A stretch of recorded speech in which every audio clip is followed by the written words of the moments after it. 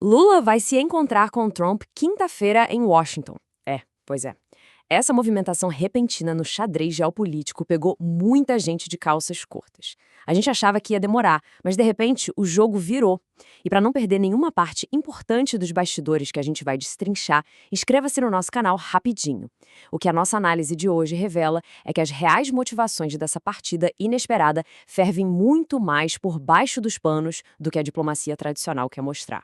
A decisão de embarcar para essa reunião, segundo os relatos do material que estamos analisando, foi tomada praticamente da noite para o dia.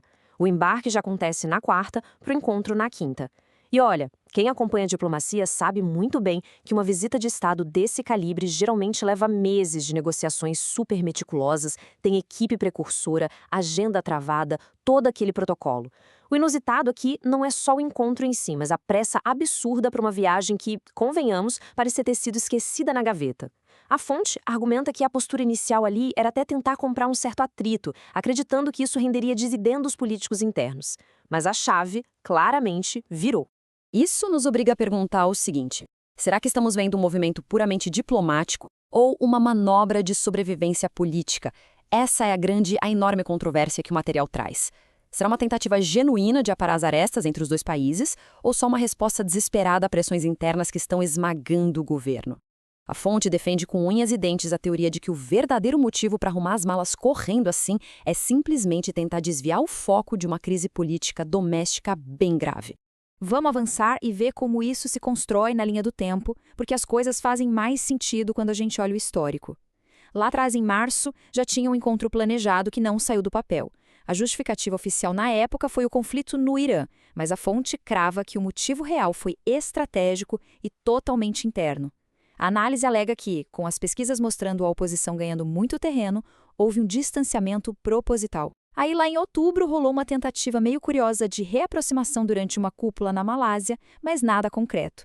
E agora, de repente, essa partida às pressas. O que será que forçou o pé no acelerador desse jeito? Para entender essa urgência toda, a fonte traz um conceito político essencial para a mesa, o famoso pato manco. Sabe o que é isso? É aquela situação onde o governante sofre duras derrotas no legislativo e o poder dele dá aquela murchada visível. A análise, inclusive, cita uma derrota recente bem pesada no Congresso, envolvendo a indicação de um nome referido como Messias. A analogia que a fonte usa é muito clara. É quando o governante ainda está sentado na cadeira, mas o cafezinho já chega frio e as ordens demoram uma eternidade para serem cumpridas. Então, a teoria apresentada aqui é que o governo tenta usar o peso desse encontro internacional para afastar de vez esse rótulo de enfraquecimento e mostrar que, bom, ainda possui bastante prestígio global. Só que a gente esbarra num contraste fascinante nessa narrativa. De um lado, aquela vontade inicial de gerar um embate político para agradar a base interna, do outro, a necessidade gritante de um apaziguamento econômico internacional. A fonte argumenta que o plano inicial era realmente o confronto público para inflamar os eleitores. Só que a realidade econômica bateu forte na porta. O material destaca que a simetria entre os dois países é gigantesca e sustentar uma birra inútil custaria muito, muito caro. Eles até lembram do histórico de acordos recusados no passado, tipo a ALCA, para ilustrar como baixar a guarda e fechar novos acordos comerciais agora seria absolutamente vital para evitar um desastre na economia. Agora, o que é realmente interessante sobre esta questão é a chamada ameaça da Seção 301. A fonte pontua que por mais que a Suprema Corte dos Estados Unidos tenha dado uma segurada em algumas tarifas generalizadas há pouco tempo, essa tal de Seção 301 continua sendo uma arma fortíssima e superativa nas mãos americanas. Basicamente, ela permite que os Estados Unidos apliquem sanções pesadíssimas caso se conclua que existem práticas comerciais ruins ou desleais do lado de cá. E a análise sugere que a dor de cabeça número 1 da comitiva nessa viagem de quinta-feira é evitar a todo e qualquer custo que esse gatilho seja puxado, blindando as exportações nacionais.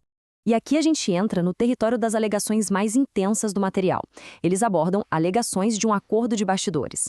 A análise aponta a teoria de que o alívio dessas sanções americanas teria envolvido promessas controversas ligadas à política interna brasileira. A fonte relata a alegação bem forte de que as exigências externas estariam supostamente atreladas a movimentos envolvendo o ministro do Supremo Tribunal Federal, Alexandre de Moraes.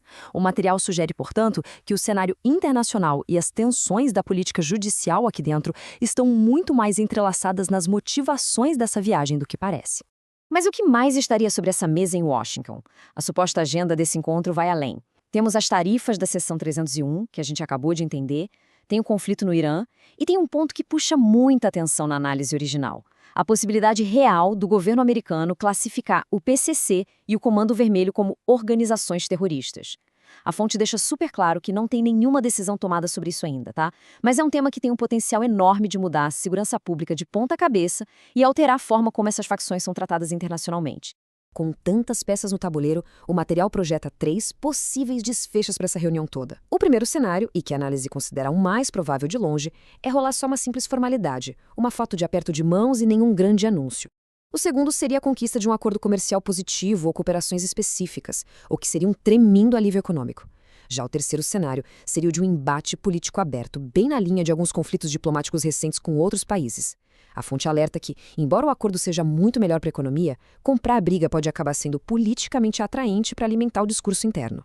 Então, o ponto crucial de tudo isso é exatamente o ano de 2026.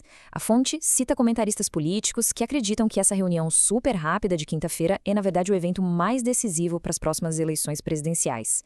A lógica faz total sentido. O desfecho desse encontro lá em Washington é o que vai fornecer o combustível narrativo para a próxima corrida eleitoral. Se sair acordo, é alívio e vitrine política. Se sair briga aberta, o governo pode usar isso de palanque para polarizar e inflamar a própria base até as urnas. Ou seja, nada do que acontecer em Washington vai ficar só em Washington. E tudo isso deixa a gente com uma reflexão profunda. Como é que esse encontro vai de fato moldar o cenário para as eleições de 2026? A política externa nunca, jamais, é só sobre o que acontece lá fora. Ela sempre reflete e molda as pressões, as crises e as estratégias políticas aqui de dentro. Resta a nós acompanhar as manchetes desta quinta-feira para descobrir qual dos 3 caminhos realmente se concretizou. É um jogo de xadrez dinâmico, em tempo real, onde cada movimento reverbera no futuro político e econômico. Fica a pergunta que não quer calar: qual será a próxima grande jogada nesse tabuleiro?